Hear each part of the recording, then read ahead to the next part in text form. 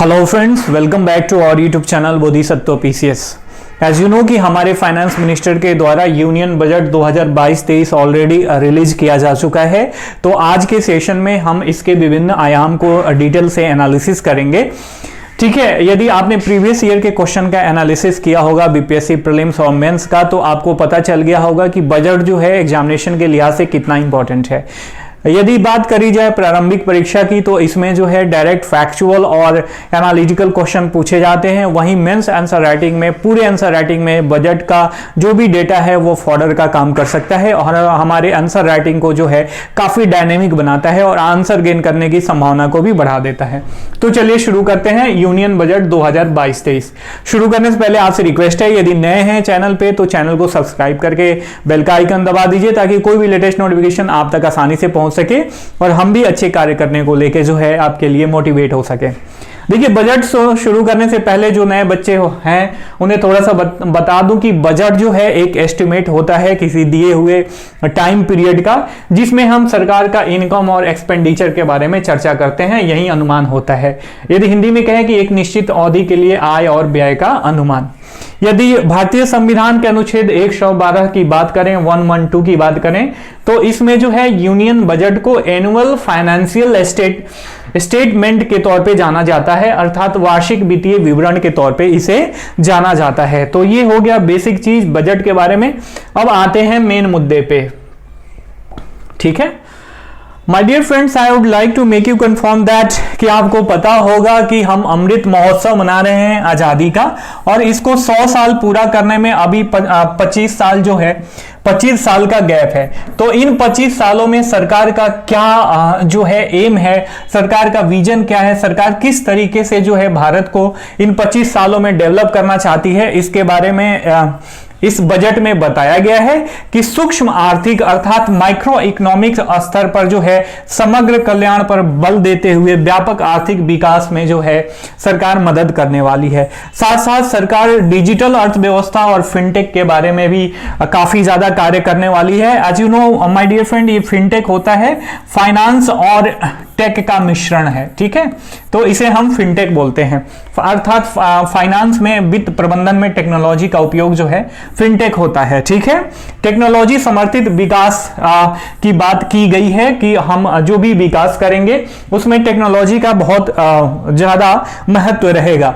इसके साथ साथ ऊर्जा परिवर्तन और जलवायु कार्य योजना को प्रोत्साहन दिया जाएगा और निजी निवेश से शुरू होने वाले जो भी लाभप्रद आर्थिक चक्र है ना, उस पर भरोसा किया जाएगा और उससे जो है, इसके साथ ही सार्वजनिक पूंजीगत निवेश के बल पर निजी निवेश जुटाने में जो है इससे मदद मिलेगा।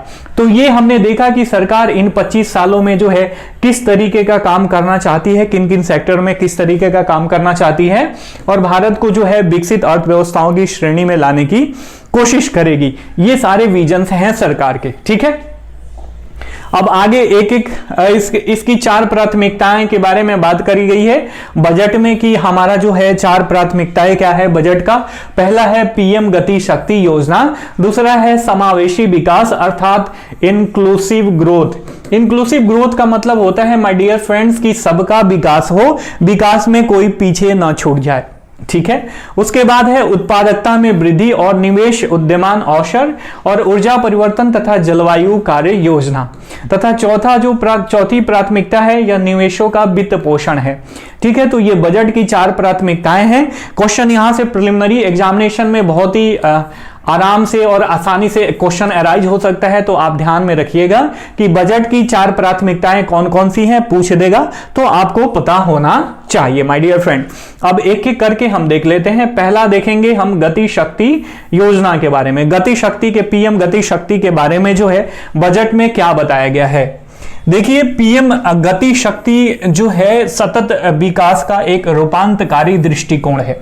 ठीक है, इसमें 7 आयाम हैं और इन 7 आयामों या इंजन की बात करें, जैसे सड़क, रेलवे, हवाई अड्डा, बंदरगाह, जन परिवहन, जल मार्ग और लॉजिस्टिक संबंधी और संरचना में जो है तेजी से गति मिल रही है इस योजना के चलते, पीएम गति शक्ति योजना। आपको पता होगा कि किसी भी देश के विकास के लिए वहां पे बेसिक इंफ्रास्ट्रक्चर होना बहुत ही जरूरी है। यदि बात करें हम बिहार की इकोनॉमिक सर्वे और बजट आएगा तो हम काफी ज्यादा उस पर चर्चा करने वाले हैं।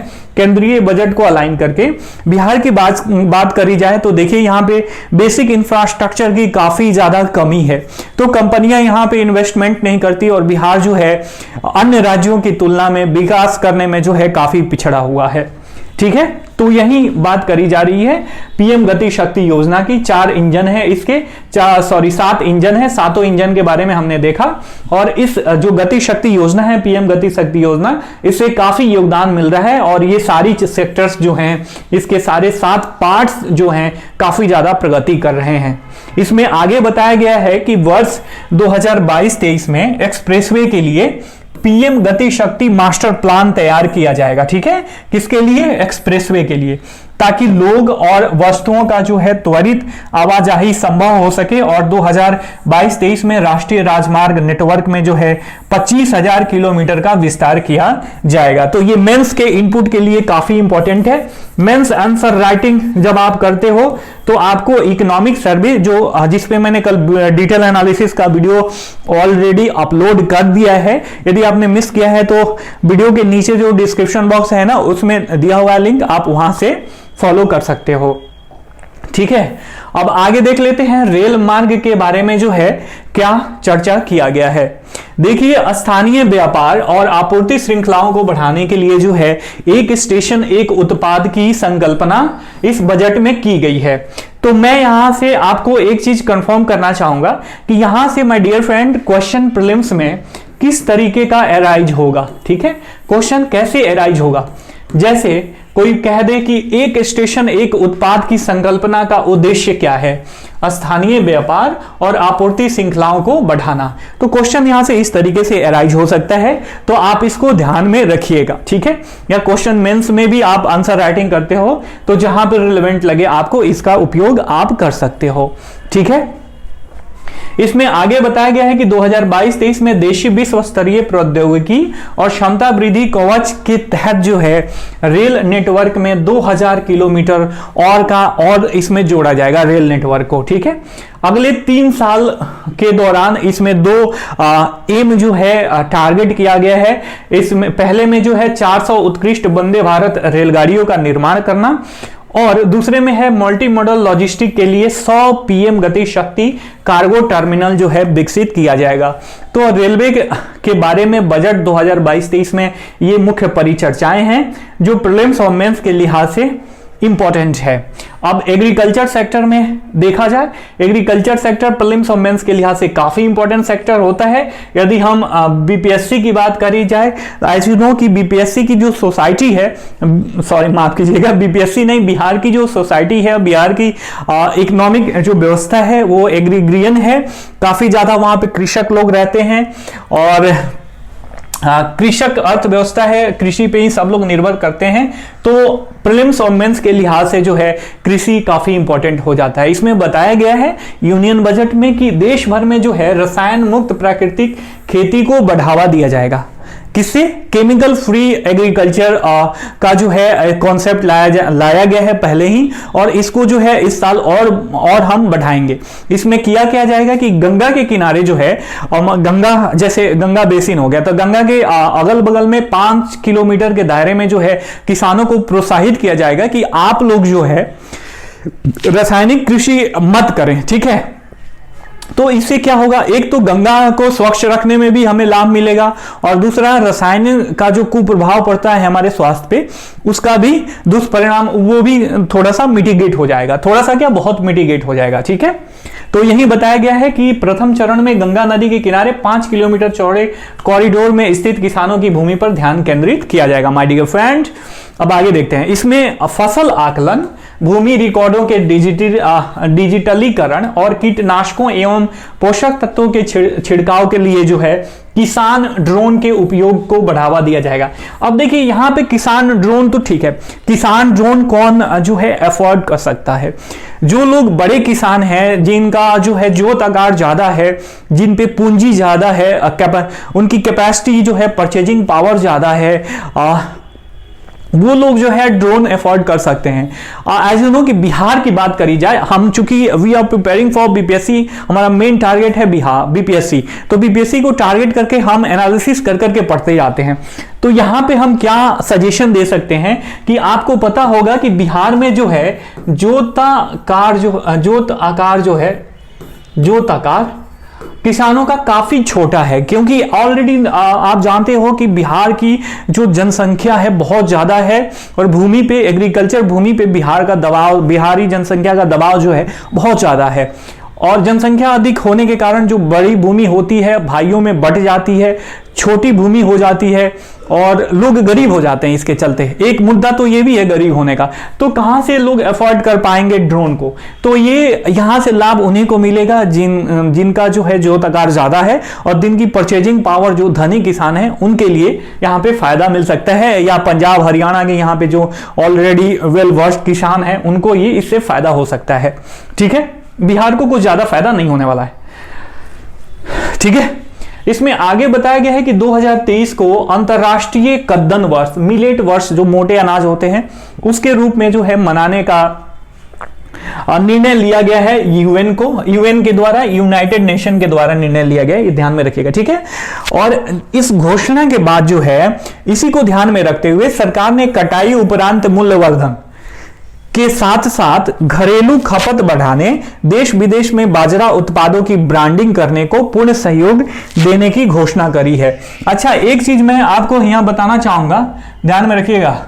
ठीक है, यूएन के द्वारा आपका जो है मिलेट वर्ष 2023 को जो है टारगेट रखा गया, 2023 को मनाया जाएगा, लेकिन इंडिया जो है ऑलरेडी 2018 में सेलिब्रेट कर चुका है अपने स्तर पे। ठीक है, तो ये चीज ध्यान में रखिएगा, यूएन और इंडिया पे आप कंफ्यूज मत होना माय डियर फ्रेंड। ठीक है, इसके साथ साथ आगे बताया गया है कि नाबार्ड के द्वारा कृषि और ग्रामीण उद्यम से जुड़े जो भी स्टार्टअप्स हैं उनको जो है वित्तीय सहायता प्रदान किया जाएगा। तो ये चीजें आपको समझ में आ गई। अब आगे बढ़ते हैं।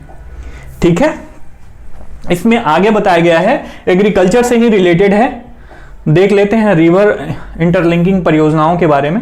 काफी इंपॉर्टेंट है ये, ज्योग्राफी और इकोनॉमिक और करंट अफेयर्स के लिहाज से काफी इंपॉर्टेंट है, ध्यान में रखिएगा।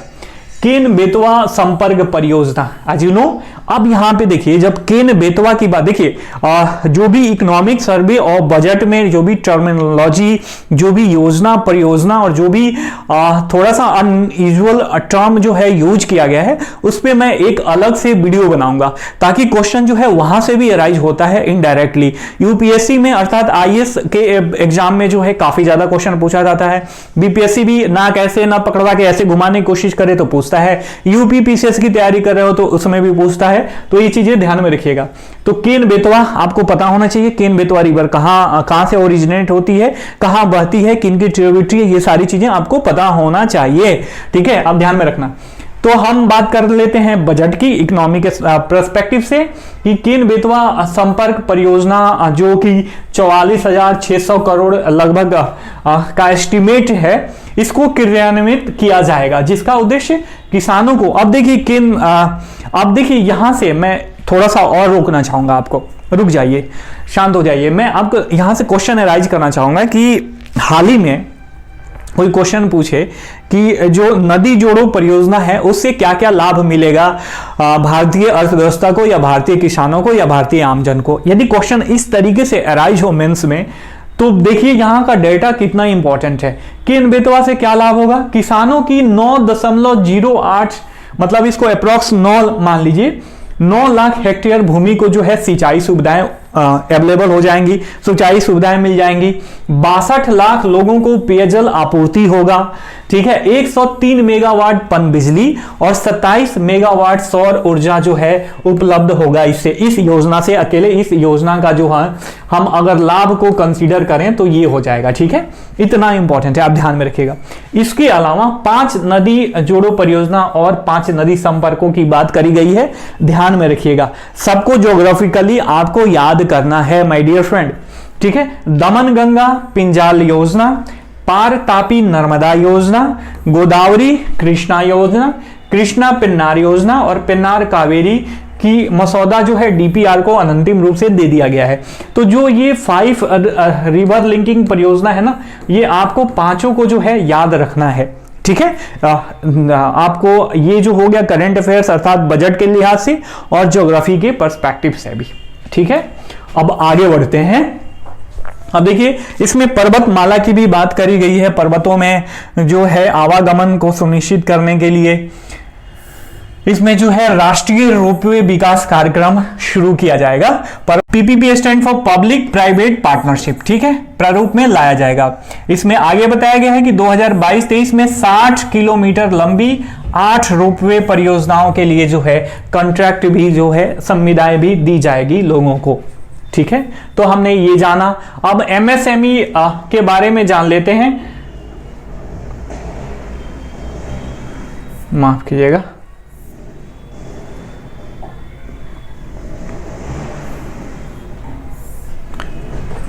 माइक्रो स्मॉल एवं मीडियम इंटरप्राइजेज के बारे में इसमें बताया गया है कि उद्यम, ई श्रम, एमसीएस और असीम पोर्टल को आपस में जोड़ा जाएगा, ठीक है। तो ताकि जो है इसमें इंटीग्रेटेड अप्रोच हो और इसका विकास हो। तो आप ध्यान में रखिएगा ये सारी जो पोर्टल्स हैं अपने आप में काफी महत्वपूर्ण हैं, यहां से प्रीलिम्स में क्वेश्चन अराइज हो सकता है, ठीक है। इसमें आगे बताया गया है कि 130 लाख एमएसएमई को जो है इमरजेंसी क्रेडिट लिंक्ड गारंटी योजना के तहत अतिरिक्त कर्ज दिया जाएगा। अब एज यू नो कि कोविड-19 महामारी के वजह से जो है ये अपने लक्ष्य को प्राप्त करने में काफी पीछे छूट गए हैं, एमएसएमई का जो भी सेक्टर है हमारा। तो इस क्रेडिट लिंक गारंटी योजना को मार्च 2023 तक बढ़ा दिया गया है बजट के अनुसार, ठीक है। इसके तहत गारंटी कवर को 50,000 करोड़ रुपए बढ़ाकर कुल जो है 5 लाख करोड़ रुपए कर दिया जाएगा, ठीक है। सूक्ष्म एवं लघु उद्योगों को सूक्ष्म एवं लघु उद्यम क्रेडिट गारंटी ट्रस्ट के तहत जो है 2 लाख करोड़ रुपए का अतिरिक्त क्रेडिट दिया जाएगा।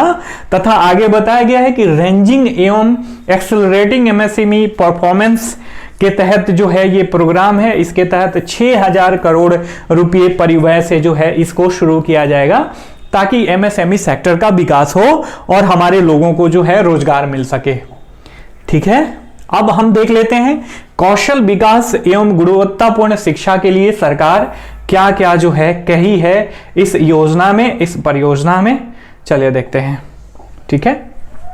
देखिए विभिन्न अनुप्रयोगों के जरिए जो है ड्रोन शक्ति को सुविधाजनक बनाने के साथ साथ एक सेवा के रूप में ड्रोन के लिए स्टार्टअप को बढ़ावा दिया जाएगा, ठीक है। ड्रोन जो है आने वाला भविष्य है हमारा, इससे जो है काफी सेवाएं अभी भी ली जा रही हैं और भविष्य में ज्यादा संभावनाएं हैं, तो इस पे भी ज्यादा फोकस किया जाएगा, ठीक है। इसमें आगे बताया गया है कि जो भी व्यावसायिक पाठ्यक्रम है ना उसमें आवश्यक चिंतन मनन को बढ़ावा देने के लिए, आवश्यक कौशल को प्रोत्साहन देने के लिए, रचनात्मकता की गुंजाइश के लिए जो है विज्ञान एवं गणित में 750 वर्चुअल प्रयोगशालाएं एवं उन्नत शिक्षण माहौल के लिए 75 कौशल ई लैब वर्ष 2022-23 में जो है स्थापित किया जाएगा, ठीक है। मेंस के लिहाज से काफी इंपॉर्टेंट है, यहां से प्रीलिम्स में क्वेश्चन नहीं पूछ सकता है, ड्रोन शक्ति ये पूछ सकता है, लेकिन नीचे वाले मेंस के लिहाज से ज्यादा इंपॉर्टेंट है। इसमें आगे बताया गया है, क्या बताया गया है देखते हैं हम। आगे बताया गया है कि पीएम ई विद्या के एक कक्षा एक टीवी चैनल, जो कि अब 12 टीवी चैनलों पे ही प्रोवाइड कराया जाता है, 200 टीवी चैनल तक बढ़ाया जाएगा इसको, ठीक है। इससे सभी राज्य कक्षा 1 से लेके कक्षा 12 तक के लिए क्षेत्रीय भाषाओं में पूरक शिक्षा प्रदान करने में सक्षम हो सकेंगे, ठीक है। उसके बाद डिजिटल विश्वविद्यालय का कॉन्सेप्ट दिया गया है, ठीक है, इसमें बताया गया है कि देश भर में विद्यार्थियों को उनके द्वार पर जो है व्यक्तिगत तौर पे सुविधा प्रदान करने के उद्देश्य विश्व स्तरीय गुणवत्तापूर्ण सर्व सुलभ शिक्षा दिया जाएगा। ठीक है, यह विभिन्न भारतीय भाषाओं और आईसीटी फॉर्मेट में उपलब्ध कराया जाएगा। यह विश्वविद्यालय नेटवर्क पर आधारित हब स्कोप मॉडल पर जो है बनाया जाएगा। हब स्कोप मॉडल क्या होता है, यहां पे मैं आपको समझाना चाहूंगा कि आपने देखा होगा साइकिल में एक हब होता है। ठीक है, इसमें बहुत सारे स्कोप होते हैं और ये अंततोगत्वा रिम से जुड़ा होता है। तो यही सेंटर जो है ये आपका थिंक टैंक हो गया और इसको जो है बहुत सारे लोग सपोर्ट करेंगे और यहां से जो प्लान बनेगा, यहां से जो भी बनेगा प्लान वो सबके लिए अवेलेबल होगा और वो एग्जीक्यूट होगा। तो इसी को बोलते हैं हब स्कोप मॉडल बनाया जाएगा। देखिए इसमें आगे बताया गया है कि जिसमें हब भवन अत्याधुनिक और आईसीटी विशेषज्ञता से युक्त होंगे। देश में सर्वश्रेष्ठ सार्वजनिक विश्वविद्यालय और संस्थान हब स्कोप नेटवर्क के रूप में जो है सहयोग करेंगे। तो हमने देख लिया एजुकेशन में सरकार क्या क्या कर रही है। अब स्वास्थ्य सुविधाओं की बात करें तो काफी इंपॉर्टेंट है। आपने देखा होगा कि कोविड-19 महामारी के चलते बहुत सारे लोग मेंटली रूप से अस्वस्थ हो गए, डिस्टर्ब हो गए। तो इनको सहायता करने के लिए जो है, इनको मानसिक स्वास्थ्य और परामर्श और देखभाल के लिए जो है national tele mental health programme शुरू किया जाएगा और इसमें जो है 23 उत्कृष्ट टेली मेंटल हेल्थ सेंटर का एक नेटवर्क स्थापित किया जाएगा। वहीं इसमें आगे बताया गया है कि आयुष्मान भारत डिजिटल मिशन के तहत नेशनल डिजिटल हेल्थ इकोसिस्टम के लिए जो है एक ओपन प्लेटफॉर्म को चालू किया जाएगा। इसमें चिकित्सा कर्मी एवं स्वास्थ्य सुविधाओं, अद्वितीय स्वास्थ्य पहचान, कंसेंट फ्रेमवर्क और सभी के लिए स्वास्थ्य सुविधाओं की उपलब्धता के लिए डिजिटल रूप से इसे जो है इसमें इनपुट फीड किया जाएगा। ठीक है, तो हमने देख लिया स्वास्थ्य सुविधाओं के बारे में। आगे देखते हैं आंगनवाड़ी को जो है सरकार जो है इसको इनहेंस करना चाहती है। आंगनवाड़ी में जो है मिशन शक्ति, मिशन वात्सल्य, सक्षम आंगनवाड़ी और पोषण 2.0 के जरिए महिलाओं और बच्चों को एकीकृत लाभ जो है प्रदान किए जाएंगे। ठीक है, 2 लाख आंगनवाड़ियों को सक्षम आंगनवाड़ी में जो है इनका उन्नयन किया जाएगा, अपडेट किया जाएगा। ठीक है, हमने आंगनवाड़ी के बारे में देख लिया। अब नॉर्थ ईस्ट के बारे में सरकार का क्या कहना है देख लीजिए, काफी इंपॉर्टेंट है मेंस के लिहाज से। इसमें जो है पूर्वोत्तर क्षेत्र के लिए प्रधानमंत्री की विकास पहल है, क्या है देख लेते हैं। पूर्वोत्तर क्षेत्रों में जो भी बेसिक इंफ्रास्ट्रक्चर हैं और सामाजिक विकास परियोजनाओं और उनके वित्त पोषण के लिए जो है नई योजना उत्तर पूर्व प्रधानमंत्री विकास पहल शुरू की गई है। प्रीलिम्स एग्जाम के लिए काफी इंपॉर्टेंट है। ठीक है, ध्यान में रखिएगा। कोई कहे कि उत्तर पूर्व प्रधानमंत्री विकास पहल का क्या उद्देश्य है तो आपको पता होना चाहिए।